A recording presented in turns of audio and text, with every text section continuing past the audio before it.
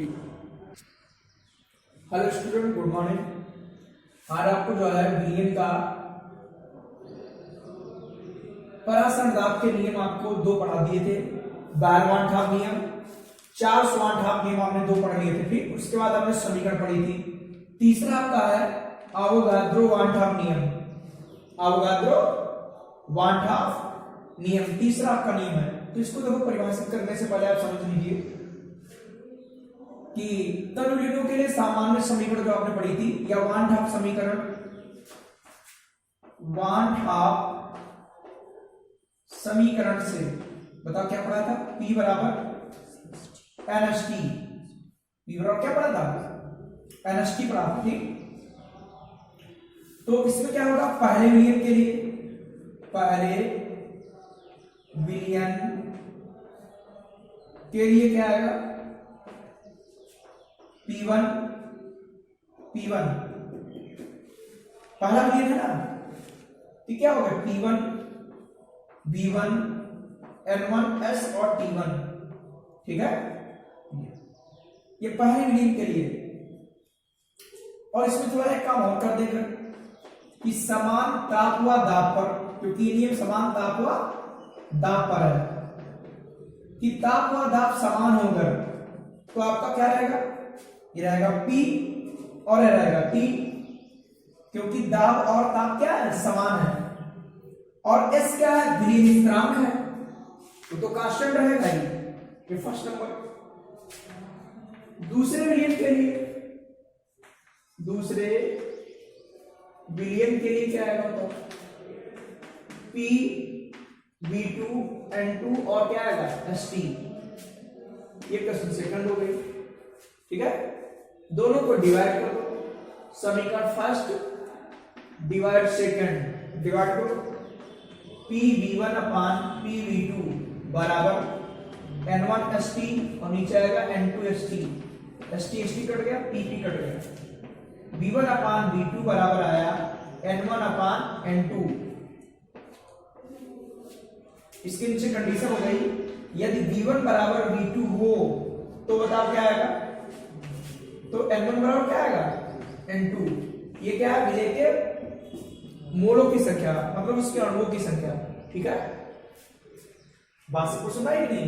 तो यही कहलाता है अवोगाद्रो-वान-ठाप नियम, कि समान ताप व दाब पर, इस नियम के अनुसार समान ताप व दाब पर विलीनों के समान आयतन में, विलीनों के समान आयतन में विलेय के अणुओं की संख्या अर्थात मोलों की संख्या समान होती है। ठीक, इसे बोलते हैं कौन सा नियम?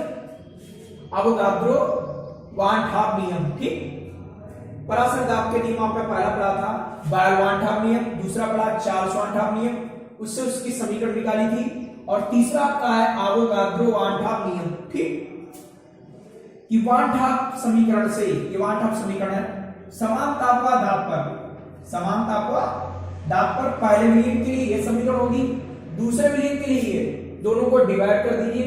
PP कट गया, ST कट गया। V1 अपान V2 बराबर N1 अपान N2। यदि V1 बराबर V2 हो तो N1 बराबर क्या आएगा? N2 आएगा। ठीक, तो यही परिभाषा हो गई कि समान ताप व दाब पर विलीनों के समान आयतन में, विलीनों के समान आयतन में विलेय के अणुओं की संख्या बराबर होती है। इसे बोलते हैं कौन सा नियम? अवोगाद्रो-वान-ठाप नियम कहते हैं। ठीक, लिखिए अवोगाद्रो-वान-ठाप नियम, हेडिंग डाल लीजिएगा। उसी के नीचे लिखो वान-ठाप समीकरण से नियम नीचे परिभाषित कर देंगे। वान-ठाप समीकरण से P बराबर NST,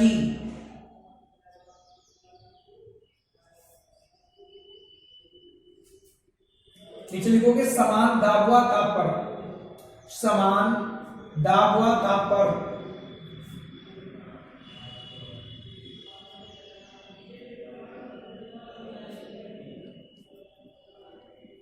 पहले विलियन के लिए, समान दाब व ताप पर पहले विलयन के लिए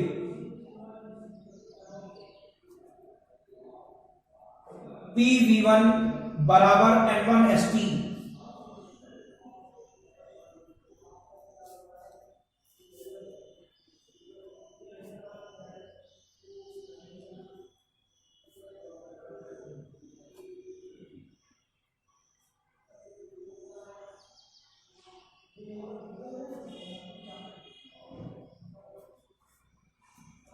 PV1 बराबर N1ST। भाई P और T ये आपके क्या है, समान दाब हुआ ताप, तो समान रहेगा इसमें। और S आपका विलयन स्थिरांक है तो कांस्टेंट है। दूसरे विलयन के लिए PV2 बराबर N2ST। इक्वेशन सेकंड,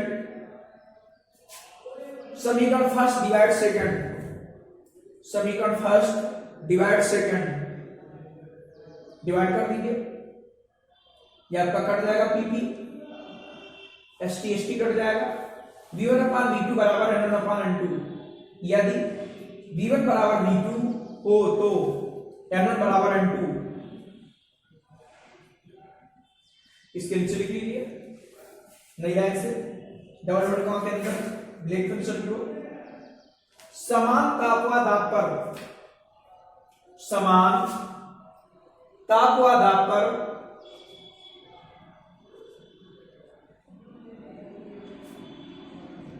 समान ताप व दाब पर विलयनों के समान आयतन में, समान ताप व दाब पर विलयनों के समान आयतन में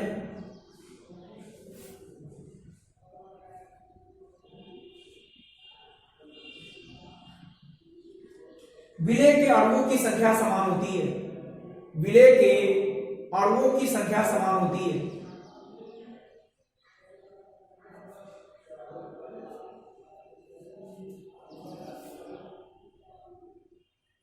पूरा क्लोज कर देना, नहीं लाइन लिखो, यही आवोगाद्रो वान-ठाप नियम है, यही आवोगाद्रो वान-ठाप नियम है।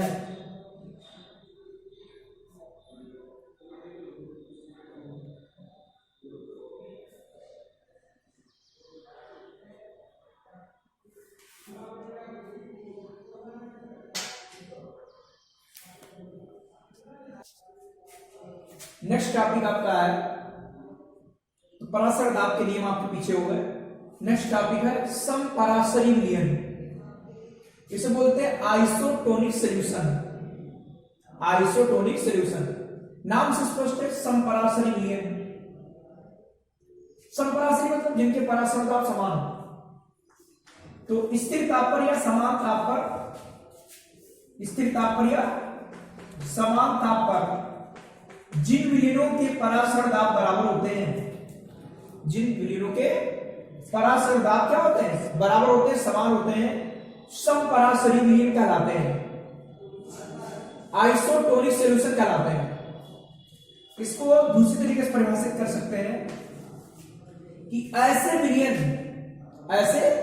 विलयन जिनको अर्धपारगम झिल्ली से पृथक करने पर, जैसे एक आपका विलयन है, दूसरा विलयन आपका ये, एक विलयन, हाँ एक विलयन आपका ये, दूसरा विलयन ये है, इनको अर्धपारगम झिल्ली से पृथक करें तो परासरण क्रिया नहीं होगी, तो ऐसे विलयन कहलाते हैं समपरासरी विलयन। दो तरीके से परिभाषित कर सकते हो कि समान ताप पर जिन विलयनों के परासरण दाब बराबर होते हैं, समान ताप पर जिन विलयनों के परासरण दाब बराबर होते हैं समपरासरी विलयन कहलाते हैं। ठीक, अथवा ऐसे कर सकते हो कि ऐसे कोई दो विलयन जिनको अर्धपारगम झिल्ली से पृथक करने पर परासरण क्रिया नहीं होती है, विलायक के ना तो इधर गत करेंगे और ना इधर गत करेंगे, ठीक, तो कहलाता है कौन सा विलयन, समपरासरी विलयन। देखो कुछ बच्चों ने कमेंट्स में लिखकर कुछ पूछा है, उसका हम आंसर देना चाहते हैं। ठीक, जैसे कुछ बच्चों ने पूछा है कि परासरण का जो प्रयोग बताया था, परासरण क्रिया का जो प्रयोग बताया था, उसे पूछा था अंडा कच्चे ने भी उबले ने, अगर आप उबले लोगे तो उसमें अर्धपारगम झिल्ली आपकी फट जाएगी, ठीक, तो आपको कच्चे अंडे लेने होंगे। एक कमेंट्स का आंसर ये हो गया दूसरे कमेंट्स का आंसर ये हो गया कि एक ने पूछा था कि पराशर का उदाहरण पूछा, बताया था हमने कि एक ये पात्र है, दूसरा पात्र ये है। इसमें हमने आंसू जल लिया था और इसमें हमने अंडा डाल दिया था कठोर छिलके को हटाकर। एक हमने नमक का संतृप्त पी लिया था और इसमें अंडा डाल दिया था, तो ये फूल जाता है, ये सिकुड़ जाता है। तो बताया था इसमें अंडे की सांद्रता क्या है, अधिक है, और इसमें अंडे की सांद्रता कम है। तो सांद्रता के बारे में कुछ स्टूडेंट को नहीं सुना रहा था, यहाँ क्लियर कर दे रहे हैं। आप जो सांद्रता की तुलना करेंगे वो इससे करेंगे, ना कि इससे। भाई जल है और ये अंडे के अंदर द्रव है, तो अंडे के अंदर द्रव गाढ़ा होता कि नहीं, तो इसीलिए इसकी तुलना करेंगे इससे। इसकी सांद्रता अधिक है, इसकी कम है। आप इनकी तुलना नहीं करेंगे, भाई दोनों अंडे में तो सांद्रता समान ही होगी। और नमक का संतृप्त विलयन वो गाढ़ा होता है अंडे के द्रव की तुलना में, तो इसकी सांद्रता अधिक होगी और इसकी कम होगी इसकी तुलना में। इससे नहीं करेंगे तुलना, द्रव तो एक ही होगा दोनों में ना। तो ऐसे ही आप लोग कमेंट्स बॉक्स में लिखकर पूछिएगा, आपको अगले दिन आंसर मिल जाएगा। ठीक, कई स्टूडेंट ने पूछा है तो उसका आंसर हमने आपको दे दिया है। अभी भी कोई समस्या हो तो आप पुनः फिर से लिखकर पूछिएगा। आप जो तुलना करेंगे वो उससे करेंगे। तो इसीलिए अंडा फूल जाता है, क्योंकि जल क्यों, भाई तभी तो फूल जाता होगा, क्योंकि जल क्यों कम सांद्रता वाले से अधिक सांद्रता वाले में प्रवेश करते हैं परासरण क्रिया में। ये अंडा सिकुड़ जाता है, तो तभी तो सिकुड़ता होगा कि जब नमक के संतृप्त विलयन की सांद्रता अधिक होगी, तो विलायक जल के अणु अंदर अंडे के अंदर से बाहर निकल आएंगे। ठीक है, तो दोनों कमेंट्स आपके क्लियर कर दिए। दो स्टूडेंट पूछा था, अब आप लोग ये पढ़ा रहे। ठीक, ऐसे कोई अगर डाउट है तो कमेंट्स बॉक्स में जाओ और आप लिखकर पूछिएगा, अगले दिन आपको उसका आंसर मिल जाएगा। ठीक, तो हाँ ये बता रहे थे आप लोग, देख लीजिएगा कि पहले विलयन के लिए, पहले विलयन के लिए बताओ वान-हाफ समीकरण से, पहले विलयन के लिए कौन समीकरण से, वान-हाफ समीकरण से P बराबर NH3। तो पहले लिए P1 लिख दिया, B1 लिख दिया, N1 लिख दिया, और S कांस्टेंट है और ताप आपका समान है। ठीक, समान ताप पर। तो P1 मान निकालो, P1 बराबर क्या आएगा, N1 B1 ST। ये सब समीकरण फर्स्ट हो गई। अब क्या लिखेंगे दूसरे विलयन के लिए, दूसरे विलयन के लिए बताइए क्या आएगा, P2 बराबर क्या आएगा, N2 B2 और ST। इसी प्रकार से ही P1 बराबर क्या है, N1 B1 ST, P2 बराबर क्या है, N2 B2 ST। अब क्या है भाई, समपराशरी विलयन है, तो यहां लिखेंगे समपराशरी विलयन के लिए, समपराशरी विलयन के लिए क्या लिखा है, P1 बराबर P2, P1 बराबर P2, P1 बराबर क्या है, N1 B1 ST, और P2 बराबर N2 B2 ST। ये ST ST cancel, N1 B1 N2 B2। ठीक है, और मोल बराबर क्या होता है, द्रव्यमान बटे अणुभार। मोल बराबर क्या होता है, द्रव्यमान बटे अणुभार। तो ये न्यूमेरिकल में इसका उपयोग हो सकता है। ठीक, सुना कि पहले विलयन में विलय का द्रव्यमान मालूम है या भार मालूम है, और भार मालूम है, आयतन मालूम है। दूसरे विलयन का द्रव्यमान मालूम है, आयतन मालूम है, और भार निकल आएगा। ठीक, एक बार फिर से देख लीजिएगा और फिर लिखाते हैं कि समान ताप पर जिन विलयनों के परासरण दाब बराबर होते हैं समपराशरी विलयन कहलाते हैं। नाम से स्पष्ट है, आइसोटोनिक सॉल्यूशन, समपराशरी विलयन। कि ऐसे विलयन कि समान ताप पर जिन विलयनों के परासरण दाब बराबर होते हैं समपराशरी विलयन कहलाते हैं। अथवा मैं ऐसे लिख सकते हो कि ऐसे कोई दो विलयन जिनको अर्धपारगम झिल्ली से पृथक करने पर परासरण क्रिया नहीं होती है, समपराशरी विलीन कहलाते हैं। पहले विलीन के लिए वन हाफ समीकरण P1 V1 N1 S constant है, ताप आपका स्थिर है, तो Pn बराबर क्या आएगा N1 V1 ST समीकरण फर्स्ट। दूसरे विलीन के लिए P2 बराबर क्या आएगा N2 V2 ST समीकरण सेकंड। ठीक है, समपराशरी विलीन के लिए क्या होता है कि P1 P2, Pn बराबर क्या है N1 V1 ST और N2 V2 ST। आप ST हट जाएगा, N1 अपान V1 बराबर N2 अपान V2। N1 बराबर क्या है द्रव्यमान बटे अणुभार, द्रव्यमान बटे अणुभार। ये आपका फॉर्मूला निकल आएगा, नोट कर लीजिएगा। देखो समान ताप पर जिन विलयनों के समान ताप पर जिन विलयनों के परासरण दाब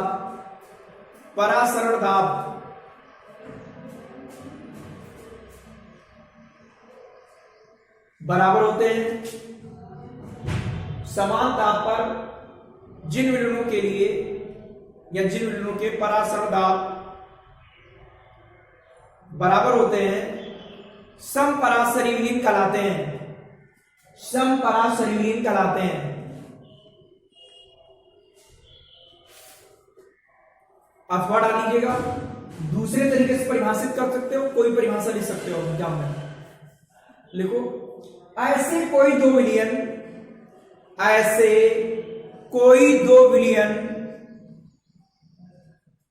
जिनको अर्धपारगम्य झिल्ली द्वारा पृथक करने पर, ऐसे कोई दो विलयन जिनको अर्धपारगम्य झिल्ली द्वारा पृथक करने पर, अर्धपारगम झिल्ली द्वारा पृथक करने पर परासरण क्रिया नहीं होती है,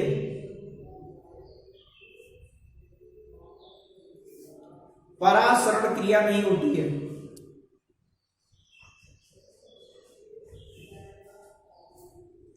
समपराशरी विलीन कहलाते हैं, समपराशरी विलीन कहलाते हैं कि ऐसे कोई दो विलयन जिनको अर्धपारगम झिल्ली द्वारा पृथक करने पर परासरण क्रिया नहीं होती है, समपराशरी विलीन कहलाते हैं। ठीक, ये नोट कर लीजिएगा।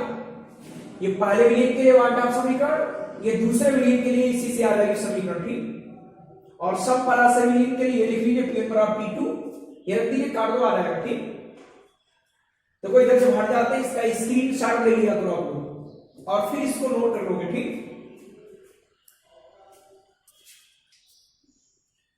नेक्स्ट टॉपिक आपका है अतिपराशरी और अल्पपराशरी विलयन, hypertonic and hypotonic solution. Hyper का मतलब क्या होता है अधिक, भाई अति का मतलब क्या है अधिक, वही हाइपर, और हाइपो मतलब अल्प मतलब थोड़ा। तो यदि समान ताप पर दो विलयनों में से एक विलयन का परासरण दाब दूसरे विलयन के परासरण दाब से अधिक हो, तो अधिक परासरण दाब वाला विलयन कहलाता क्या अतिपराशरी विलयन, और कम परासरण दाब वाला विलयन कहलाता क्या अल्पपराशरी विलयन। यदि समान ताप पर दो विलयनों में से एक विलयन का परासरण दाब दूसरे विलयन के परासरण दाब से अधिक हो, तो अधिक परासरण दाब वाला विलयन कहलाता है अतिपराशरी विलयन, और कम परासरण दाब वाला विलयन कहलाता है अल्पपराशरी विलयन, अल्पपराशरी विलयन कहलाता है। इन दोनों विलयनों को अर्धपारगम झिल्ली द्वारा पृथक रखें, यह आपका अति पराशरी विलयन, और यह आपका क्या है अल्पपराशरी विलयन। अब आप लोग सोच कर देखिए मन में पहले कि बताओ विलायक को हम किधर से किधर की ओर गत करेंगे, अतिपराशरी विलयन से अल्पपराशरी विलयन की ओर या अल्प परासरी विलयन से अति परासरी विलयन की ओर। आप सोचिए,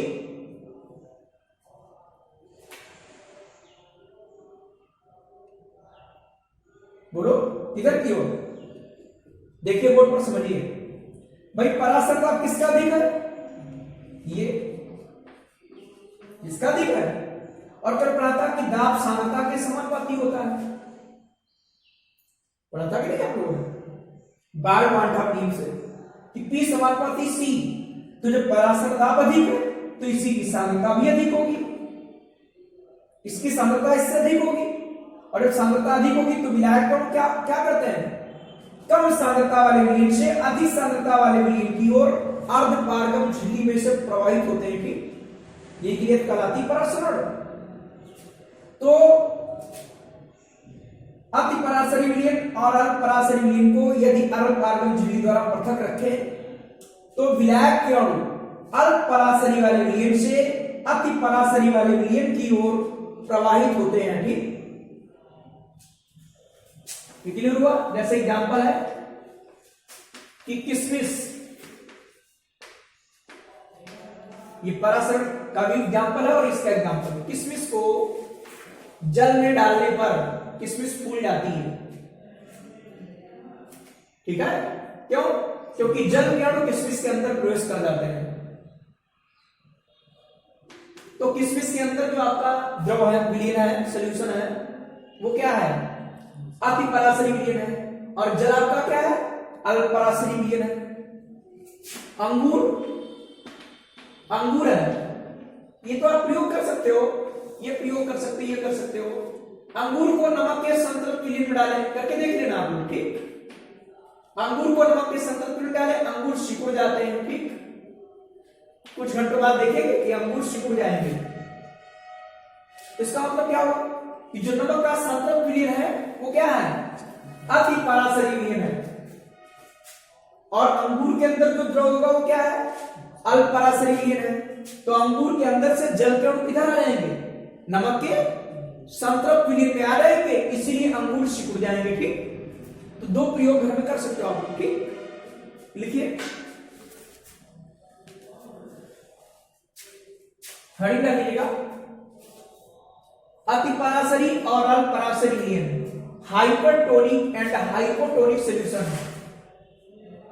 इसको लिखिए, यदि समान ताप पर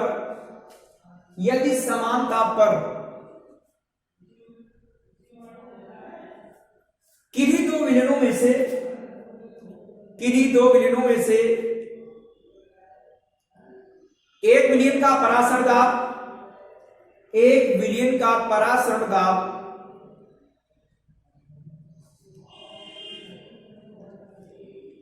दूसरे विलयन के परासरण दाब से अधिक होता है। यदि समान ताप पर किन्हीं दो विलयनों में से एक विलयन का परासरण दाब दूसरे विलयन के परासरण दाब से अधिक होता है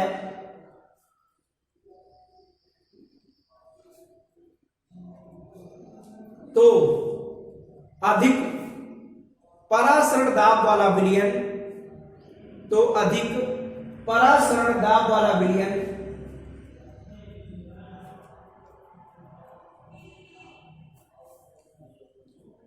अति परासरी विलयन कहलाता है।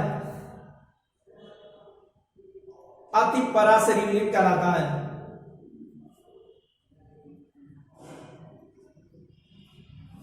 और कम परासरण दाब वाला विलयन परासरण दाब वाला विलयन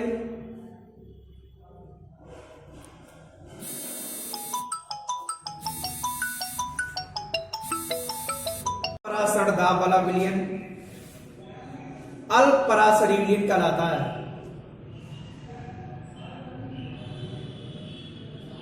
दोनों विलयनों को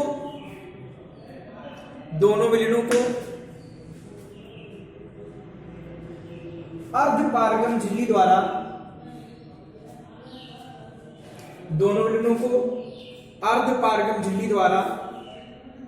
पृथक रखने पर दोनों विलयनों को अर्धपारगम झिल्ली द्वारा पृथक रखने पर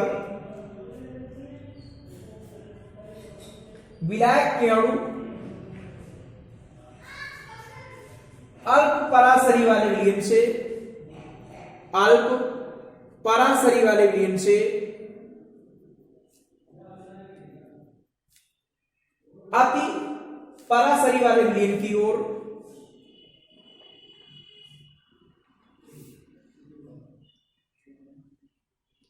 प्रवाहित होने लगते हैं।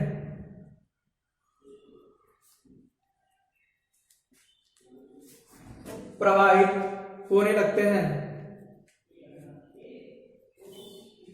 जैसे फर्स्ट एग्जांपल लिख लीजिएगा, किशमिश को जल में डालने पर, किशमिश को जल में डालने पर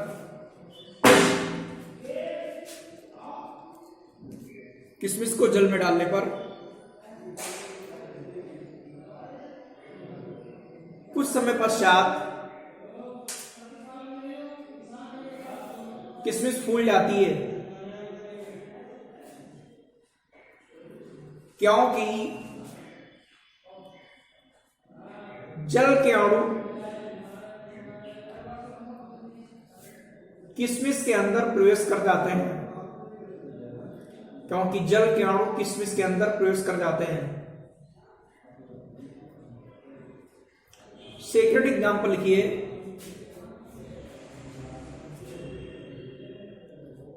अंगूर को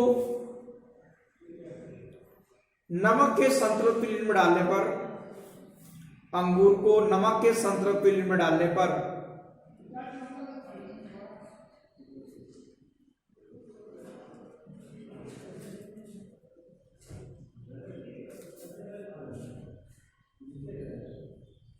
कुछ घंटों के पश्चात अंगूर सिकुड़ जाते हैं,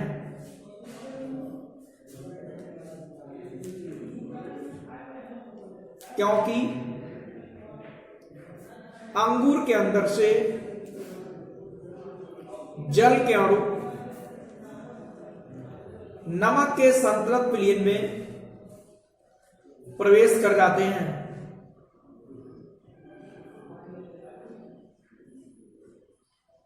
क्योंकि अंगूर के अंदर से जल के अणु नमक के संतृप्त विलयन में प्रवेश कर जाते हैं।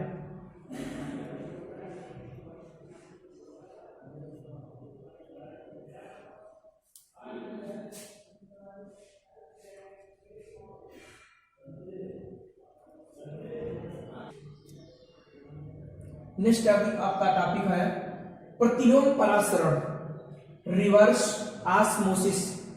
ये आपका इस बार जो है बोर्ड एग्जाम में आपका आया भी है 2020 में, किसी भी सेट में आपका आया होगा ये प्रतिलोम परासरण, और इसका उपयोग क्या होता है, ठीक, या उदाहरण से पूछा गया समझाने के लिए। देखिए इसमें क्या होता है कि यदि किसी विलयन पर, यह आपका लवणी विलयन है या लवणी जल है, यह आपका विलयन हो गया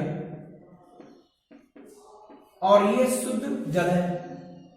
इसको पहले समझ लीजिएगा कि ये आपका पिस्टन है, इस पर इतना दाब डाल दें जो दाब विलयन के परासरण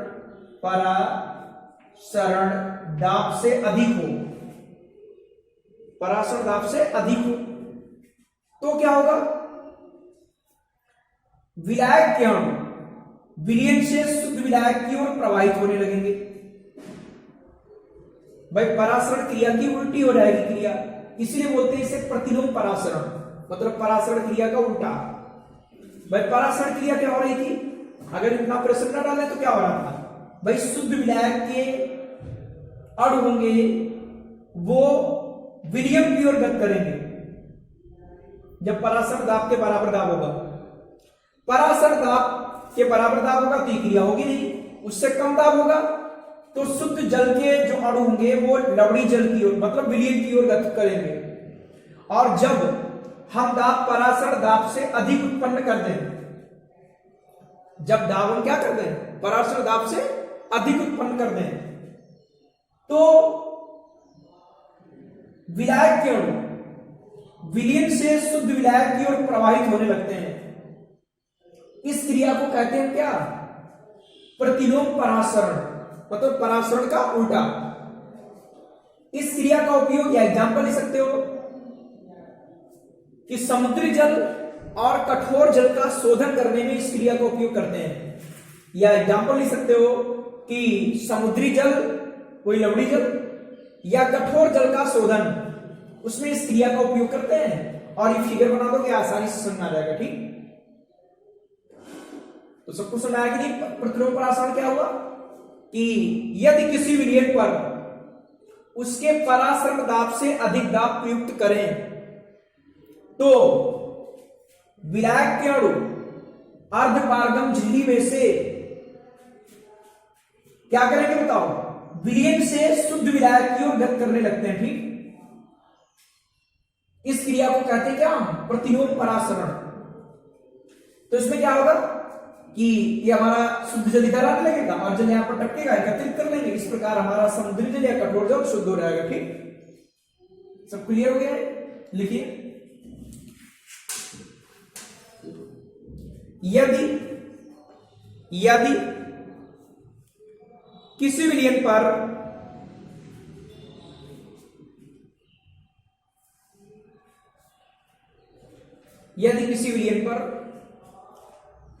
उसके परासरण दाब से अधिक दाब प्रयुक्त करें, यदि किसी विलयन पर उसके परासरण दाब से अधिक दाब प्रयुक्त करें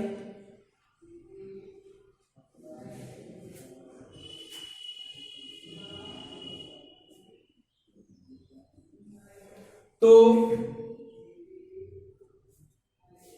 विलयन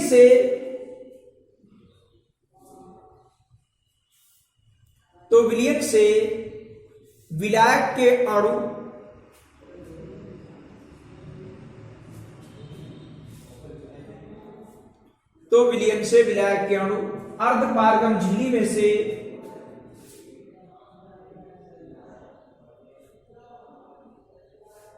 शुद्ध विलायक की ओर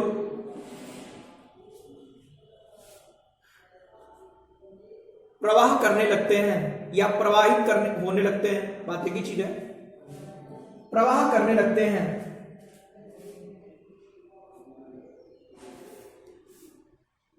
इस क्रिया को प्रतिलोम परासरण कहते हैं।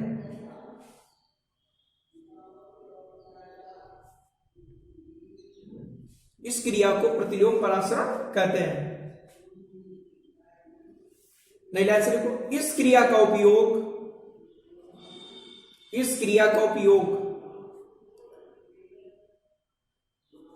समुद्री जल तथा कठोर जल के शोधन में किया जाता है। कठोर जल के शोधन में किया जाता है।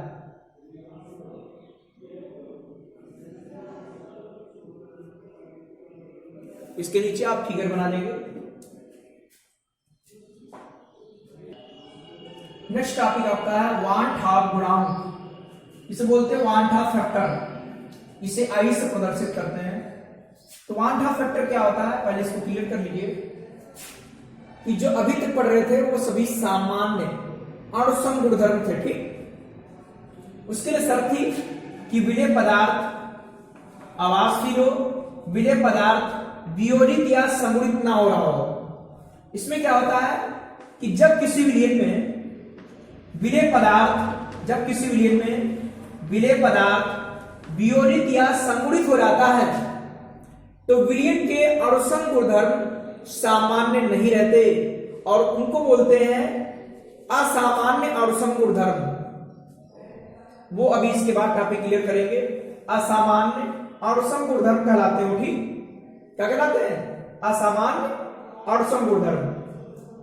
और ऐसी स्थिति में वान ठाप फैक्टर का उपयोग किया जाता है। ठीक, वान ठाप फैक्टर का उपयोग किया जाता है। हम पढ़ाएंगे कि असामान्य अणुसम गुणधर्म वो सामान्य अणुसम गुणधर्म थे, उनका उपयोग जब किया जा रहा है जब विलेय पदार्थ ना वियोजित हो ना संगुणित हो तब उसका यूज करते हैं।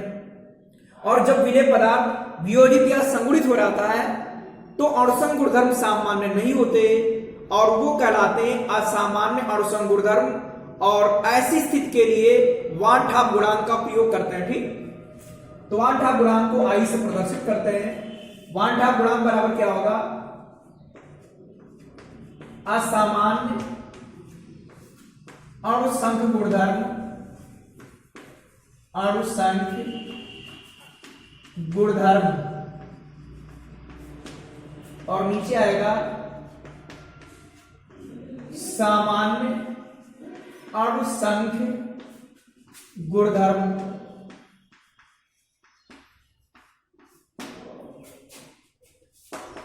इसके नीचे एक और फार्मूला देख लीजिए। असामान्य अणुसंख्य गुणधर्म कब होंगे? जब विलेय पदार्थ वियोजित या संगुणित हो जाएगा, तो यहां लिखेंगे। और जानते हो अणुसंख्य गुणधर्म कोऑर्डिनेटिंग प्रॉपर्टी किसके समानुपाती होती है? कणों की संख्या के, कणों की संख्या के। तो जब कणों की संख्या परिवर्तित हो जाएगी तो कोऑर्डिनेटिंग प्रॉपर्टी अणुसंख्य गुणधर्म भी चेंज हो जाएंगे, इसीलिए असामान्य अणुसंख्य गुणधर्म हो जाते हैं। ठीक, तो यहां पर क्या लिखेंगे? विलेय पदार्थ के वियोजन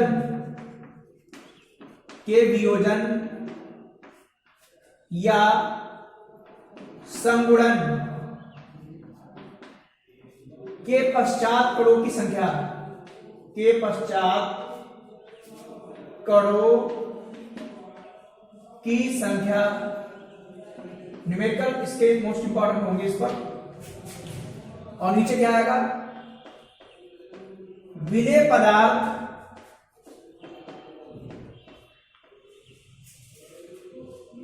के वियोजन या संगुणन से पूर्व कणों की संख्या, विलेय पदार्थ के वियोजन या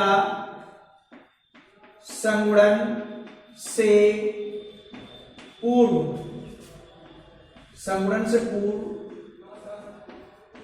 कणों की संख्या, इसका अनुपात कहलाता वान ठाप फैक्टर, वान ठाप फैक्टर कहलाता। ठीक, आई, इसमें तीन कंडीशन बन गई कि यदि i = 1 हो तो बताओ क्या होगा? भाई i = 1 होगा तो दोनों बराबर होंगे, तो विलेय पदार्थ विलयन में ना तो वियोजित होगा और ना ही संगुणित होगा। और यदि i > 1 हो तो बताओ क्या होगा? i = 1 हो तो विलेय पदार्थ वियोजित होगा, क्योंकि वियोजित होने से कणों की संख्या बढ़ जाती है। ठीक है, अब कणों की संख्या बढ़ जाएगी तो अणुसंख्य गुणधर्म बढ़ जाएंगे, और अणुसंख्य गुणधर्म बढ़ जाएंगे तो आई का मान बढ़ जाएगा। और i < 1 तो विलेय पदार्थ विलयन में संगुणित हो रहा है, संगुणित होगा। यहां पर जैसे n इसके अणु है तो ये हो गया इसका नीचे n, तो इसमें कणों की संख्या कम हो जाती है, और कणों की संख्या कम हो जाएगी तो अणुसंख्य गुणधर्म कम हो जाएंगे, तो असामान्य अणुसंख्य गुणधर्म का मान कम होगा तो I का मान कम आएगा। तो I < 1 हो तो विलेय पदार्थ विलयन में संगुणित हो रहा है, इसमें विलेय पदार्थ विलयन में वियोजित हो रहा है, इसमें विलेय पदार्थ विलयन में ना तो संगुणित हो रहा ना ही वियोजित हो रहा है। तो वान ठाप गुणांक की परिभाषा क्या हुई कि किसी विलयन के असामान्य अणुसंख्य गुणधर्म, किसी विलयन के असामान्य अणुसंख्य गुणधर्म और सामान्य अणुसंख्य गुणधर्म के अनुपात को वान ठाप फैक्टर कहते हैं, वान ठाप गुणांक कहते हैं। ठीक, लिखिए। और इसके नेक्स्ट स्टडी आपको पढ़ाएंगे असामान्य अणुसंख्य गुणधर्म। लिखिए, किसी विलयन के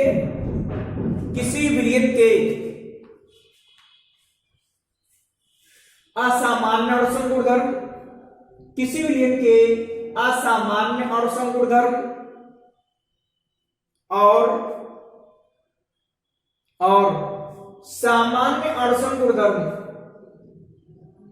किसी विलयन के असामान्य अणुसंख्य गुणधर्म और सामान्य अड़सन गुणधर्म के अनुपात को वान ठाप गुणांक कहते हैं। वान ठाप गुणांक कहते हैं।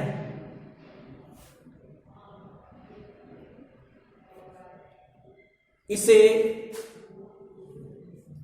आई से प्रदर्शित करते हैं। इसे आई से प्रदर्शित करते हैं।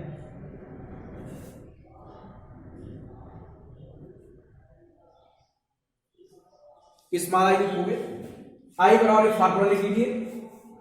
आई बराबर ये फार्मूला लिख लीजिए दोनों।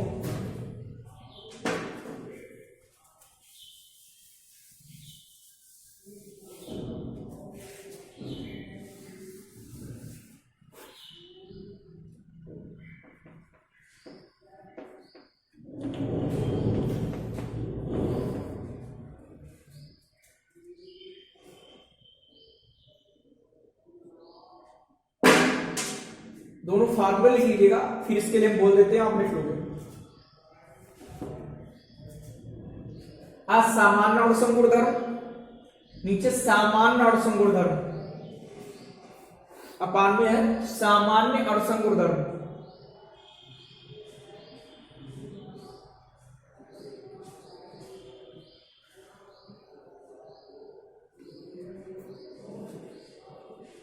नीचे लिख लीजिए, विलेय पदार्थ के वियोजन या संगुणन के पश्चात कणों की संख्या। विलेय पदार्थ के वियोजन या संगुणन के पश्चात कणों की संख्या अपान में विलेय पदार्थ के वियोजन या संगुणन से पूर्व कणों की संख्या। ठीक है, नीचे लिखो कंडीशन, यदि i इक्वल टू 1 हो तो, यदि i इक्वल टू 1 हो तो विलेय पदार्थ विलयन में ना तो संगुणित होगा और ना ही वियोजित होगा।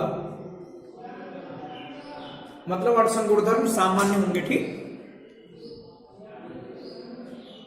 विलेय पदार्थ हो तो विलेय पदार्थ ना ही संगुणित होगा और ना ही वियोजित होगा।